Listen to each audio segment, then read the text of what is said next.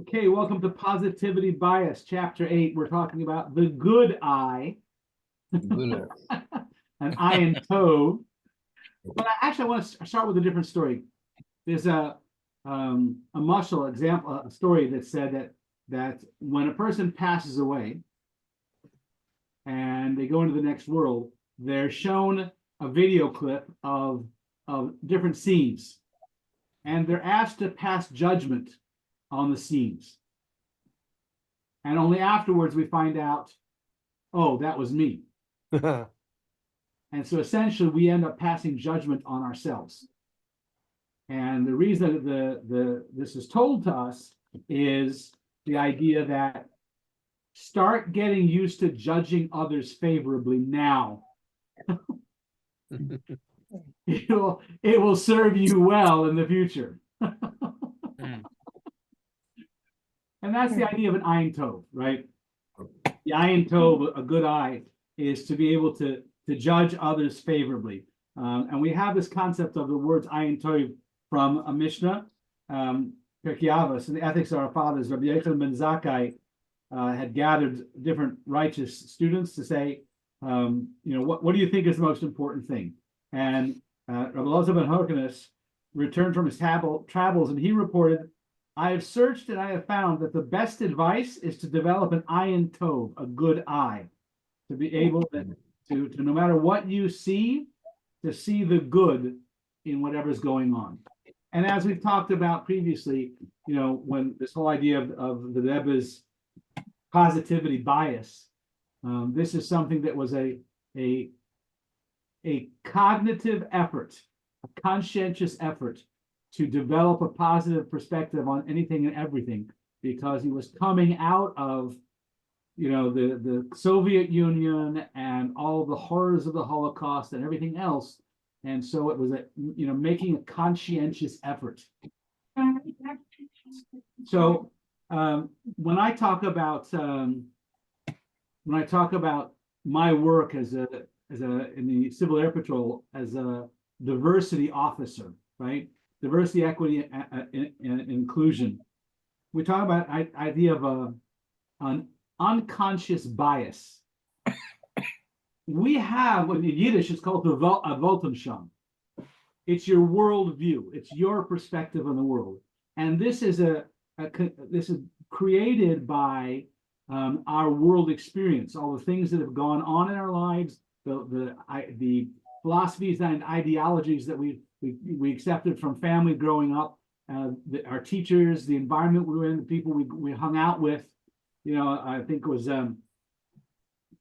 Jack Canfield talked about, you're the average of the 5 people you hang out with most.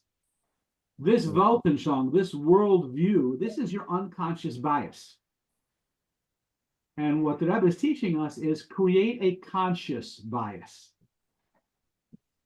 To create, very conscientiously work on what is your bias, how do you see things, and not just see the world through rose-colored glasses, because that has a sense of a fake, fake thing is that but, and I'm not talking about putting a twist on things, right? We're talking about seriously finding the good and seeing the positive and in each circumstance. And imagine a world in which the baseline for human action is actually the benefit of the doubt, giving the benefit of the doubt. There's this beautiful photograph on page 112 of my volume, which is the famous illustration of my wife, my mother-in-law.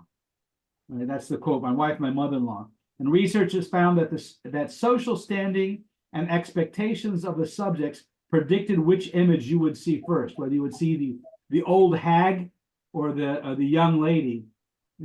Which would you see first was kind of coming from your world perspective, your Weltanschauung, how you see things. It's the same image, but how you perceive it is based on your world experiences, your own biases, right? So this is the idea, is that we want to be able to rewire the neurological pathways, shift the way of seeing things, that we're always finding the good, always finding the positive. Yeah, well, as I get older, the old hag doesn't look as bad.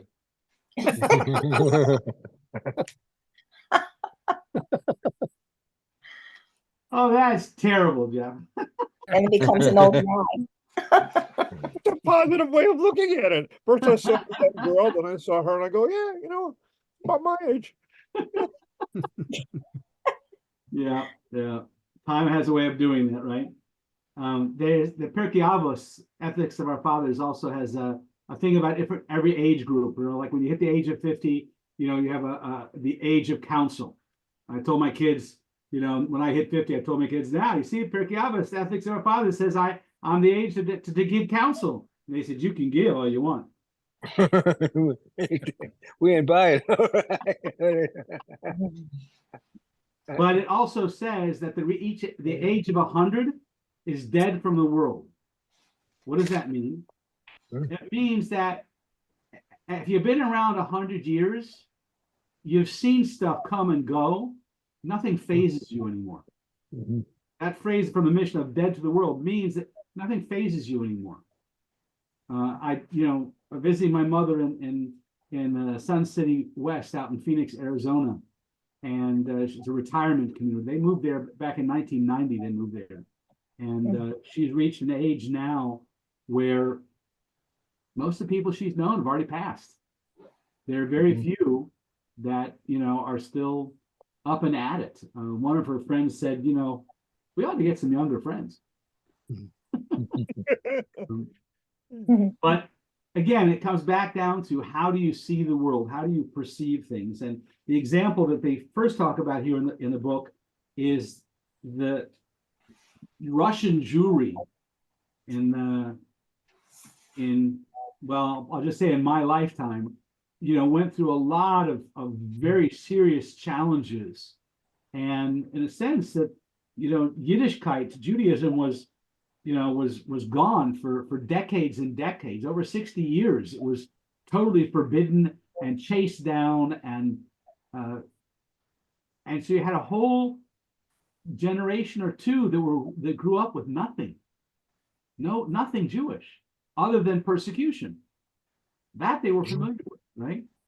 And a lot of the Jewish clergy around the world kind of gave up on them, because how are you going to resuscitate Jews that have been living in that kind of regime and bring them back, And so there was a lot of despair, and yet the Rebbe's focus at all times was the opposite side.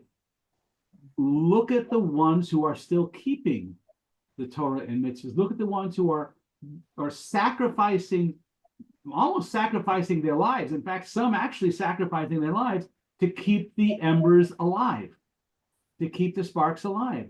And so the focus was not on all the bad things that are happening, but all those that are still holding on. That became the primary focus of the ayin Torah, of a good sight. And on the flip side, the land of America, right? The land of America was at that time called the land where even the rocks are treif. There's no Yiddishkeit here, and and it's not because of the persecution they had in Russia, but because of the freedom that we had here in America that created. I was just speaking with someone recently about the professor or novelist Herman Wouk. I like to call him Rabbi Herman Wouk because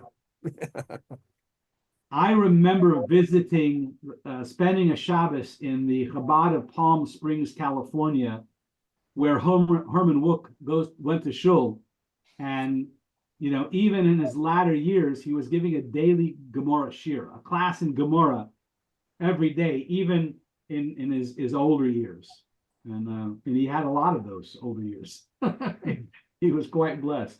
But he tells a story about a time when many Jewish leaders were very pessimistic about American Jews because, even though rocks are treif, right? And given the challenging situation of Jewish education in America, it's amazing that they still observe what they do observe. he says the Jews in America is a very good Jewish community. And while you can't tell them to do anything, because they are Americans, you know, or you can't tell them to do anything, you can teach them everything. So it's an interesting perspective on this American Jews who were, you know, you can't tell us to do anything. We're so independent.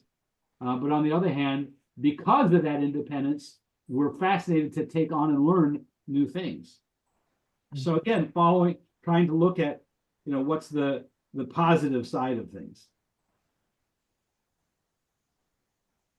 So I want to flip the class today a little bit over and say, and ask the question, ask everybody to share an idea of when you talk about a paradigm shift, right? A paradigm shift is when some little tidbit of information comes in, all of a sudden you see the whole thing differently. The classic example is, I think I made a video of this one, was the Navy cruiser that was going up the coast, and it was in deep fog, and at the helm, he reports to the captain that there's a right directly ahead of them, a light coming in, and needs to radio back out to them to veer right. And the conversation goes back, you know, veer right, you would veer right. I'm commanding you, veer right. I'm telling you, veer right. I'm the commander of the USS, yada, yada, you veer right. The response, there's a pause, and then there's a response. This is the lighthouse? I suggest you veer right.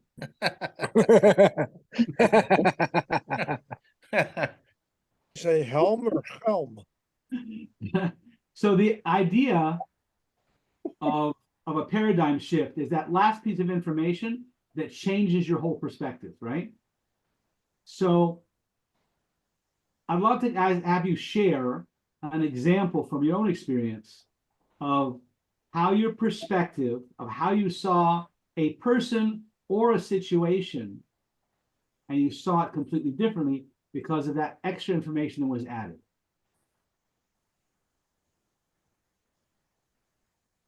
So before you enter the bar or leave the bar? It sounds like the person who had a car accident and ran into the pole says the pole got in the way.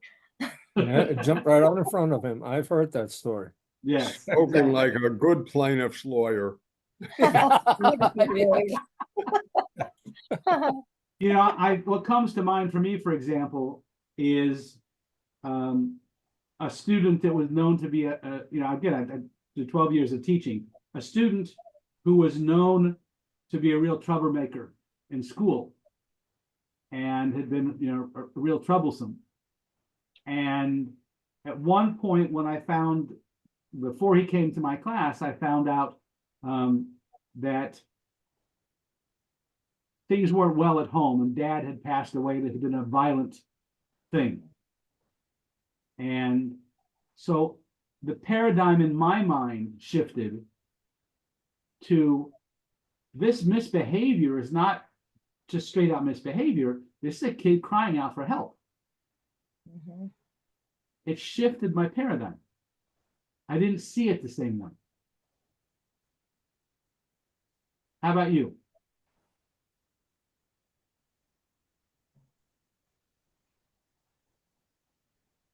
Well, I can tell you from my Gulf War experience, and the other Desert Storm vets probably could tell you the same thing. Before we actually engaged in combat with the Iraqis, we thought that they were a formidable force. Mhm. They were we thought they were motivated, you know, and combat hardened because they had fought against Iran. And I think that when the actual ground offensive took place, I was in prisoner of war work. I realized these were just poor people for the most part. 60,000 is what we had in the camp that were, how should I put it, caught up in the circumstances and just regular people like I was. Mhm. You see what I'm saying? And here I thought, you know, this was a hardened enemy, and no, they weren't. There were some, the what do you call it, Republican Guard. They were definitely politically, mentally different than the rest, but most of the people were just regular people, and when you get to know them, they really weren't bad. I sometimes wonder about our all these Gazans. Can they all be pro Hamas, or are there some good ones in there? Some decent people. Right. So that's that paradigm shift of, you know, what is the good, and how do we see them as good? One of the things we talk about there's a book that some of us are reading right now called Ethics of Our Fathers, of Our Pulled it out of the Fighters. sky. Fires. Ethics of Our Fighters, right? And one of the things he talks about there is a criteria to be able to see every human being as created in the image of God. Hmm. So there's a certain basic respect that we have to have for every human being, including our enemies, Mhm. that this is a human being created in the image of God, and there has to be a certain level of respect even for that enemy, even for that sworn enemy.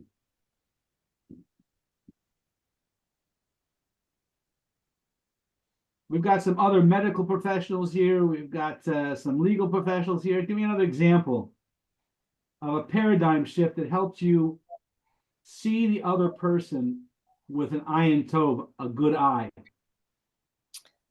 The irate patient who comes down and complains about everything, and then, like you said, they have problems at home. They're not feeling well because they've had other issues, and they just had, before they came down for the test, their physician came in and gave them bad news. We don't have that information. Right. And And by they- the end of the time, they're actually nice people.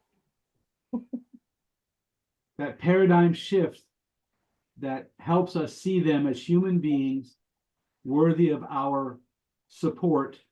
And yeah, they've been in crisis. They have outside forces that we're not aware of. Yeah.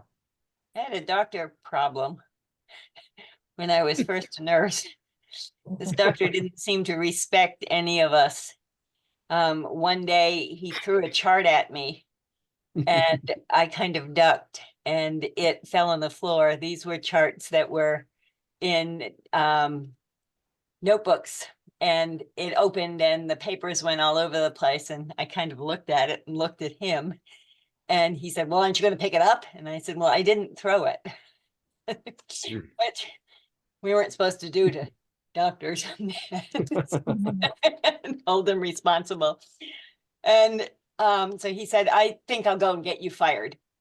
And he left the records all over the floor, get in the elevator and went to see the CEO. And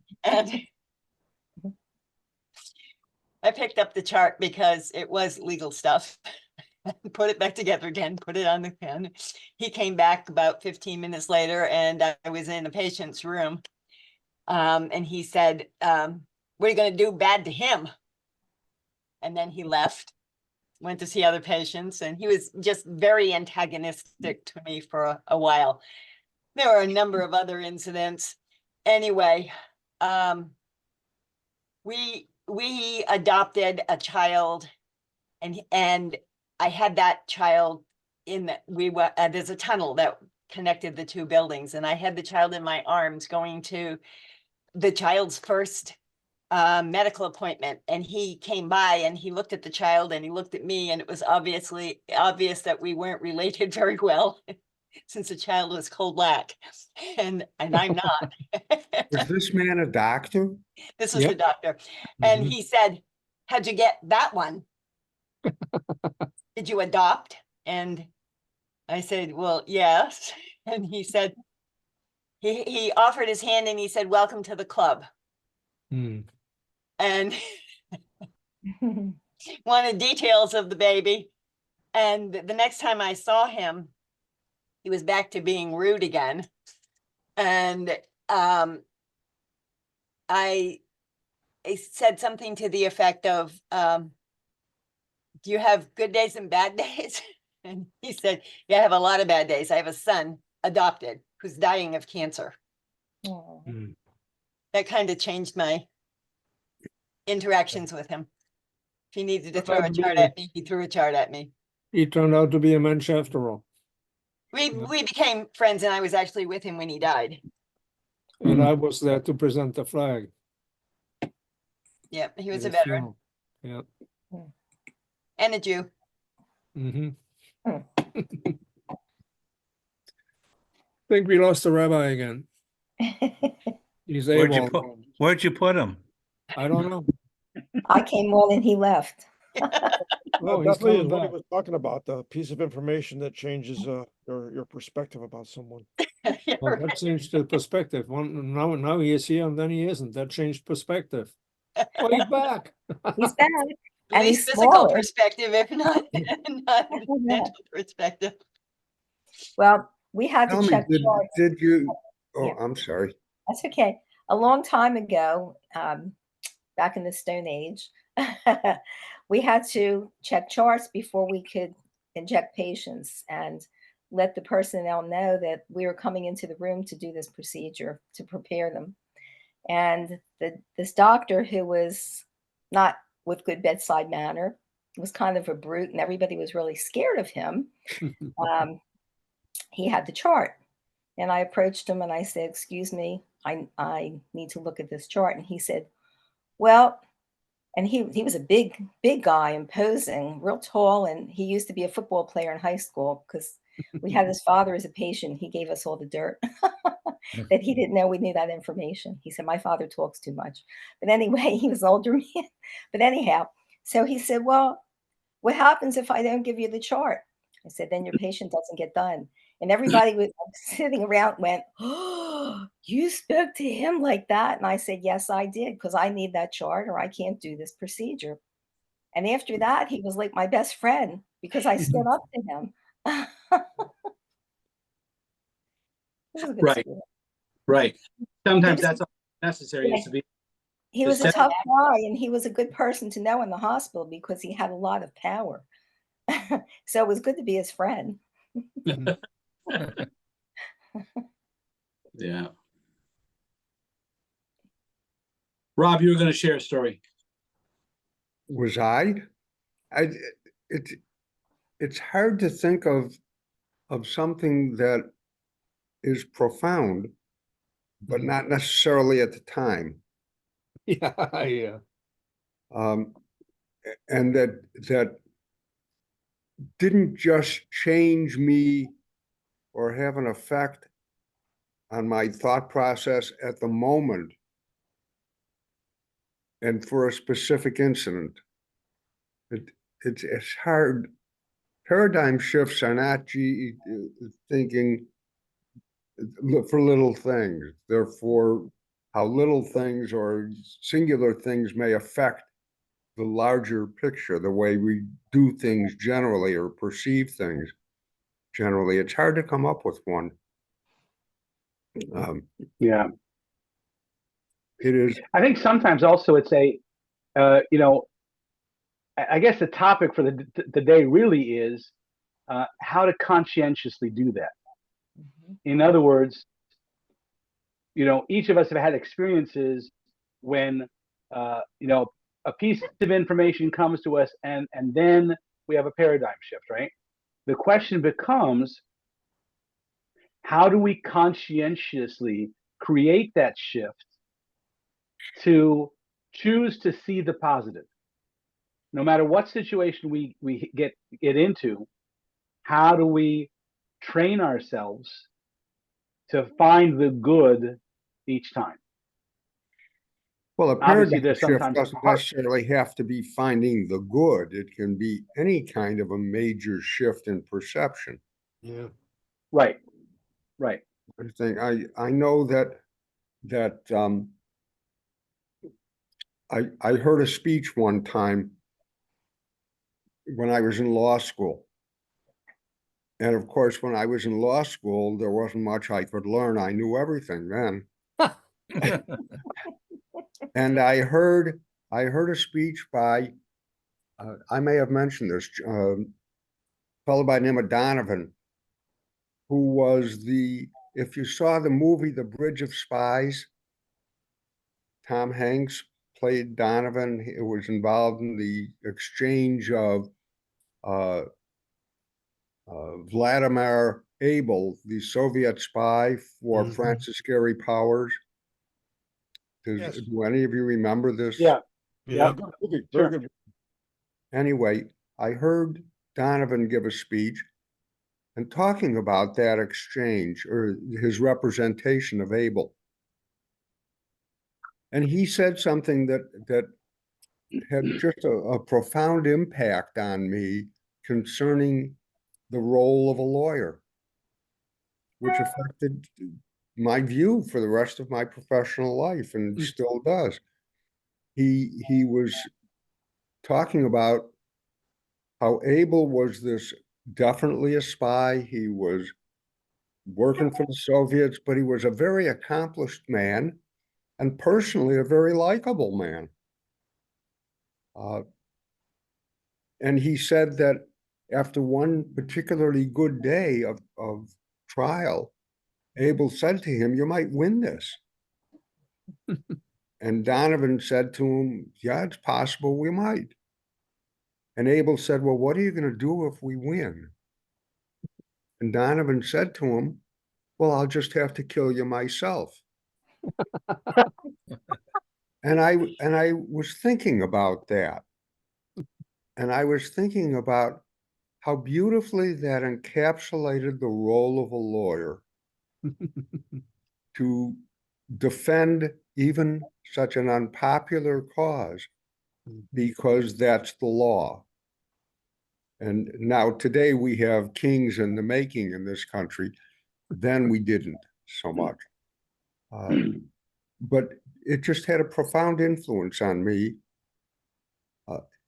And even when later on I would meet people for one reason or another, like Rockwell, I mentioned that, the head of the American Nazi Party, and I was prosecuting him, and personally, he was charming, evil, but personally charming.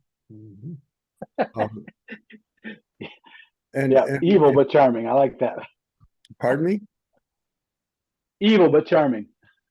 Yeah, well, I suppose the devil is charming too on a personal level. Yeah. Yep. But there are other people whom I had occasion to meet who really were pretty obnoxious in the overall, but on a personal level, they're charming. And what that incident did with Donovan, it got me to really come to realize that people generally are pretty multidimensional Hmm. and to stop seeing them just for one aspect. Yep. Uh, I don't know if that's a paradigm shift, but it taught me what I think is a very valuable lesson that I learned without knowing I was learning it. There you go. Right. Like our capacity to be able to expand our viewpoint on the situation or the people, and then choose to see the good in the midst of all the other stuff, to be able to choose the good, and be able to work with that. Sometimes that's the key to the change. Also, in other words, to be able to find a place where uh, we can agree on, find a place that we can collaborate with, and then be able to take from that and bring out different changes. Uh, that's one of the basics of negotiating skills, is to be able to find a common ground and work from there. Well, that's the difference But I think between negotiating and advocating. Hmm.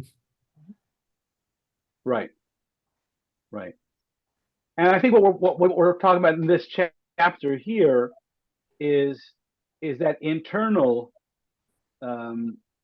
situation of where's the good that internal conversation that says, where's the good in here? How can I use that to frame the whole situation better and move towards a better outcome through that? And I think that's the bottom line here is that conscientious bias to find a better way of seeing the situation and a way that we can bring out the good, to find the good in the situation and bring that part out. Because oftentimes, and again, I'm going back to my old world of teaching, right? Oftentimes your students lived up to your worst expectation. Or down to them. So Yeah. right. So if you set a high expectation and you really believe in them, then they tend to fulfill that. So with every single student, I want to be able to find the good and see the good and cherish that part of it and bring that part out so that that's the part that actually, starts to shine more. People who are used to being seen in a negative, and then you start talking about their positive, it changes who they are. Not essentially, because they're still the same person, but what comes out to the world changes because of the influence of someone who actually sees the good in them. I have a friend of mine I have a son-in-law who's a prison chaplain, and he's working with people who have become accustomed to being seen in the worst possible light, and he doesn't see them that way. And it changes it's a monumental change in their life to have someone who doesn't see them in that light, but actually sees them as a positive potential, the opportunities that are there for them, what they could be. And that can be life-changing. Read a book called My Six Convicts.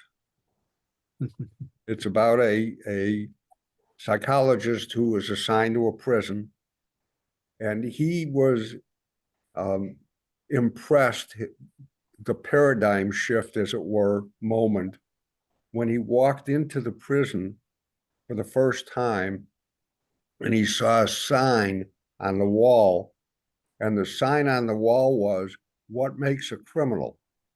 Doing a criminal act or getting caught? And the book is about how that concept affected his working with the prisoners and how he perceived them. Very interesting psychological book. I have a question. Do you not wish to see the good over the bad, but not the good over evil?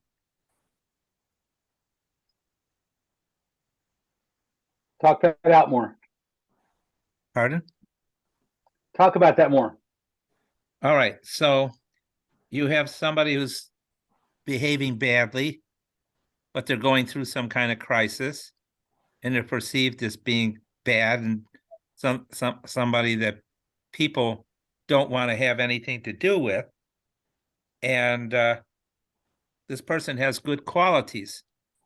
So should you, in that case, take the good qualities and help them change your view of that person and how you deal with that person, because that person at that particular moment is behaving badly, but not because it's part of their nature or anything. Whereas you have somebody who's evil, and as Bob said, multifaceted. So it appears that they have good qualities. But do you want your perspective to say, oh, I'm going to see the good in this person, I'm going to deal with the person like that, where the person is really evil, and to give somebody evil any kind of extra measure will just encourage them to continue their evil behavior? That's what you call a conundrum. Right. But I'm saying, Right. use the good to see the good in people that may just be bad. But if you see somebody who's really evil, don't let your perspective of any good behavior of them override their evil behavior, because that has to be dealt with, and that can't be minimized. Certain. Right. Right. The evil has to be dealt with, and it has to be dealt with very definitively, Mhm. Right. So very clear, very you shouldn't definitive. let your perspective of, oh yeah, this person, they're evil, but look, they get along with so many people and they have a pleasing personality, and oh, they do some good stuff, like maybe give to charity for hospitals and stuff like that. But given a chance, evil will come out, Mhm. and it will be the prominent part of that person. And I would not want to see the good qualities in that person, try to deal with the person based on those good qualities, Mhm. knowing that there's something evil underneath, and by recognizing what good they do and stuff, you're empowering them, and you're empowering evil. But So you're saying that they're masquerading the evil aspects of their personality. They're not masquerading, it's multifaceted. yeah, Yeah. but So there's parts of them. it could be used also to possibly influence this evil person by appealing to their good side and using that as a wedge. As a tool. That would be the optimistic view. That would be the Right. optimistic That's a view. very optimistic view. Yeah. I I'm know going it to say there's a realistic part where we go back to Bob's story Yeah. of the lawyer with that that basically said, if we win the story, I guess I'll have to, if we win the case, I guess I'll have to kill you myself. Right. Yeah. So there is an evil which has to be acknowledged and dealt with directly. Mhm. Ideally, we'd love to see if we could, make the change. And I think what Dave is bringing up, and Dave, you'll correct me if I'm wrong. But I think what Dave is bringing up is the distinction between someone with whom they're doing bad, but they have good, and there's hope to change, and Mhm. someone who is straight evil. Mhm. So we have the question again. And they play out this discussion. They play this out in movies, especially of science fiction movies and things. But Yeah. if and the Talmud talks about this in an example of, if we could go back in time and for example take out Hitler when he was just a painter, Mhm. then it could have changed the world, and it could have been a much, the evil would have been vanquished, right? But can you take him out at that point? In other words, if he didn't do anything that evil yet, do you have a right to take him out? So that's the old conundrum, right? So the question, in a But sense, you what can't. David's You bringing out, cannot. I think. Unfortunately or fortunately, we cannot see the future. In some ways, that's a blessing, because I tell you, some of my actions, had I been able to see the future, might have been different than what they were at the time. All of us. That might In have in been. Chumash, it tells us a story that when Moshe was young and he was a prince in Egypt, he was still like the grandson in Pharaoh's court, and he went out to see the subjugation of the Jewish slaves, and he saw an Egyptian taskmaster whipping a Jewish slave, and there was much more to the picture of how the abuse that was going on. And it says he looked this way and that and saw no one. He mentioned God's ineffable name, and the Egyptian died on the spot.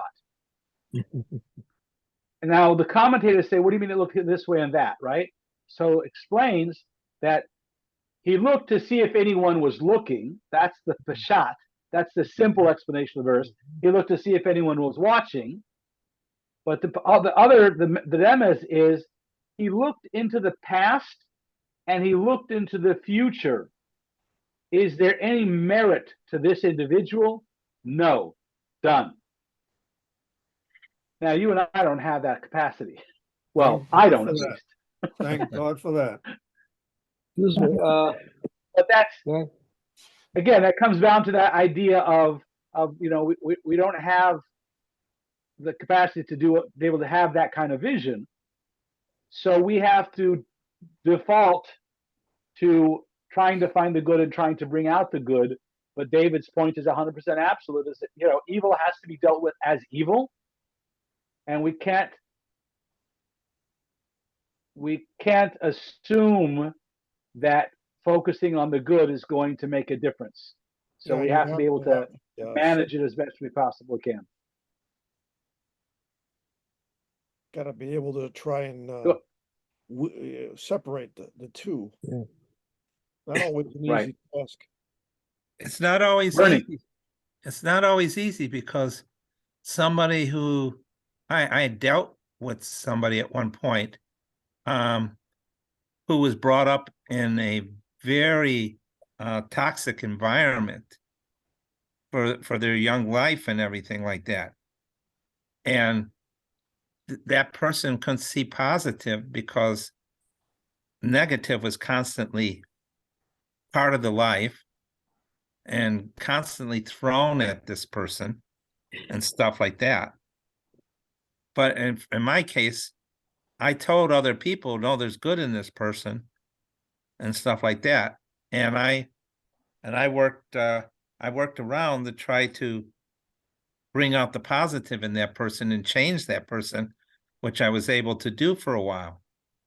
So, but unfortunately the toxicity still existed, and my interposition into it couldn't override what was going on because it was so bad. But it's somebody like that you do want to do the positive in that. Whereas if you got somebody who's anti-Semitic and doing everything they could possible to make life miserable for Jewish people and try to end their lives and things like that, then you don't want to look for the good. Maybe that person is given to charity and doing other stuff, but that person's focused on, eliminating all Jewish people in Judaism. No, I will not want to look at the good for what that Absolutely. person's doing. The Well- evil overrides the good in a person like that. Well, couldn't there Maybe be a the reason- problem with communication, maybe? Hello? Yeah. Maybe the Yeah, Bernie, reason, speak up. maybe Well, the listen, reason, Bernie. Then Yeah, so I Bob. think Go ahead, we Brian. I think somebody had mentioned Gary Powers, the U2 pilot, and the exchange. That happened, I think, around 1961. Yeah, well, he was shot down, I think, over the Soviet Union. You too. And when Kennedy met with Khrushchev, I think shortly after that, I think in 1961, Khrushchev metaphorically took Kennedy out to the woodshed about that. We have one of your planes spying on us. We shot your guy down. What kind of way is this for peaceful coexistence? He was doing this sort of stuff. Well, anyway, it got worse after that. Remember 1962, October, the missiles of October, the Cuban Missile Crisis. Okay, what happened was apparently some American reconnaissance planes over Cuba saw Russian missile launchers in Cuba, and apparently missiles were coming shortly thereafter on Soviet ships. So Kennedy sent the U.S. Navy out to stop them, and they wound up in a blockade. And it was a standoff, literally a standoff, almost like a Mexican standoff. And whoever fired the first shot would very likely start World War III. So what happened was Kennedy had to somehow communicate with Khrushchev, the guy who had mutilated him about the year before, and see if they can reach some agreement on this. And it was a standoff for a long time. There was a couple of some specials on this. There was a special, Missiles of October, which relayed a story that may or may not have been true. It was apparently rumored that this might be the case, but some people have denied it. There was an American journalist, John Scali, who had contacts. He was covering the Soviet Union. He had contacts in the Soviet Union. He was trying to cover it as much as you could cover a dictatorship in that under those times. So he reached some Soviet low-level intelligence officers and politicians, military people, to try to come to an agreement on this. Apparently, there was a rumor, true, maybe not true, that at one point Khrushchev sent a letter via this secondary underground method, so to speak, proposing a possible solution. The NATO had missiles in Turkey at that time. This would provide a reason, an incentive for maybe Khrushchev to withdraw the Russian missiles if we take the ones out of Turkey. This was getting very critical at that time because we had our ships positioned against the Soviet tankers or freighters, whatever they are, and the Russians had submarines in that same area prepared to retaliate if an American ship sunk one of the Russian cargo or freighters. It almost came to that because there was some incident where a Russian commander was trying to find out if he should fire or not, and he held off.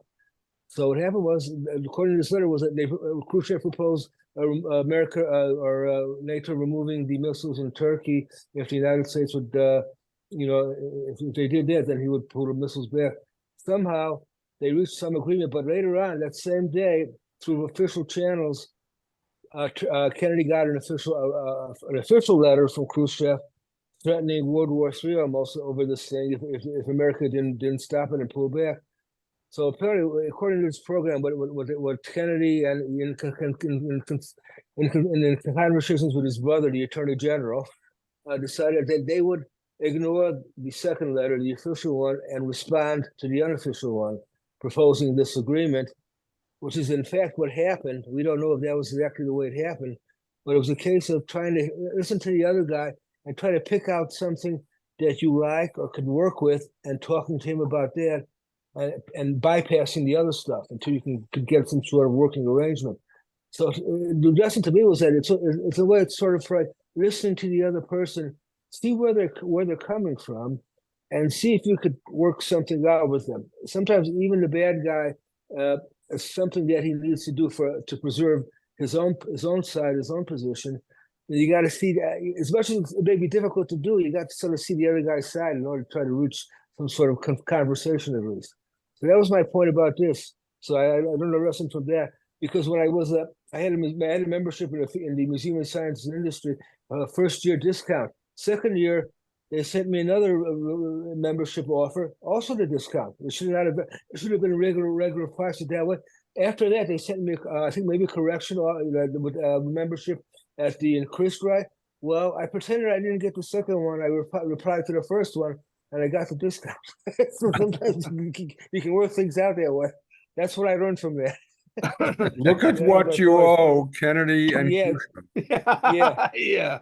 Ignore respond to what you like and ignore what you don't like. If that makes sense, Right. I don't know. I think that's the thing, is that it's a conscientious bias, a conscientious decision to go with something that's more favorable. And one of the things that we find consistently is that once put in a favorable light, people will choose to go that route more often than not. And not always. There is evil. It's true. No question It's true. that there is evil, and that has to be destroyed and wiped out. That's part of our responsibilities. But at the same time, understanding that when we have that choice, if we can choose to find the good, to see the positive side of things and accentuate that, typically we're going to get much more favorable responses and be able to change. You're back to accentuating the positive. Yes. A bias towards positivity. That's what Kennedy had, positive bias. So this chapter was all about an ayin tov, an eye for good, to be able to see it and bring it out. We know that in Hasidus we talk about machshava, dibur, and maisa, thought, speech, and action, right? So here we were talking about seeing. That's more of an internal, is being able to see the good things. The next chapter next week we're going to talk about is lashon tov, was that you take that from seeing to actually speaking, from thought to speech, and then to action. So this week we're talking about seeing the good. Next week we'll talk about speaking only on the good, and hopefully those will lead towards the actions as well. Can I'd like to interject. One of the things that I've found is how easy it is to not see the good because of your own bias. Yeah. And Yeah. sometimes you overlook the bad because of your bias. Mhm. But I think a lot of times we confuse someone who acts, for instance, someone who acts badly with someone who is evil. The fact that we don't like what they're doing at the moment or over a period of time doesn't necessarily mean that they are evil. And when you talked about anti-Semitism earlier, people who grow up in an anti-Semitic environment believe that that's the way to be. Yeah. Yeah. They don't think of it as evil. Mhm. That's what they were taught. That reminds me of a Shel Silverstein comic Yeah. that he showed the two characters, the father and the son. And the first pain of it was the father, and you can tell, scholarly expression, fist clenched, everything mean about it. And a little baby that was completely smile, happy, and everything. The next frame showed that particular father unzipping the back of the head of the baby and putting in all this evil stuff. Yeah. Yeah. And then he zips it back, and the third pane shows both of them with the same kind of expression on their face. So yeah, people can be fed that, and that's all they know. But sometimes, because it goes on for so long and it's so ingrained on them, it's one of the hardest things to break. It doesn't really take all that long to indoctrinate young people. And I think the Nazi period in Germany, what did it lasted 12 years.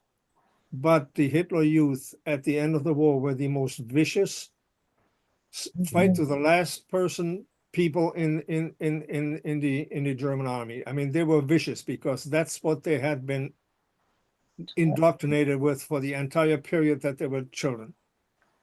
Yeah. The Jesuits knew that. The Jesuits knew how to do that too, by the way. The impressionable mind. Yeah. Makes you wonder what was going on here with the Bund. Yes, same difference. Well, we had a lot of anti-Semitism in the United States in the 30s. Oh yeah, I know. Yeah. Yeah. Too. Yeah. So how much of that can be? There was a young woman How much? that I had lunch with her and her father, and he was charming at lunch. She was rotten. She was obnoxious. She was an adult. She wasn't a child. She was an adult. And I really disliked her intensely because she was so obnoxious at lunch. It turns out her father, who was a charming lunch companion, turned out to be a really rotten guy. He led us right into the Iraq War. The daughter, who was obnoxious, turned out to have some really laudable characteristics. Liz Cheney does. Ah. And Yeah. and I I agree. was judging her on what I saw at that lunch. And if I had judged her father by what I saw at that lunch, I would have thought they were entirely different people. Yeah. So our Count your blessing. perception. Count your Pardon? blessing, Bob. You didn't go hunting with him. I'm sorry. Count your blessings. You didn't go hunting with him. Yes. It shocks you. Anyway, Yeah.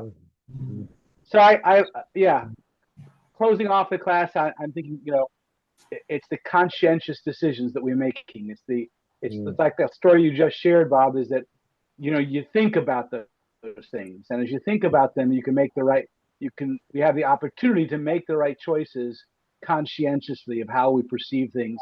And not to think too shallow. There may be more to the situation than initially meets the eye. And that's what we want to value and look into and choose to find the positive things, but not to ignore evil. So absolutely. Absolutely.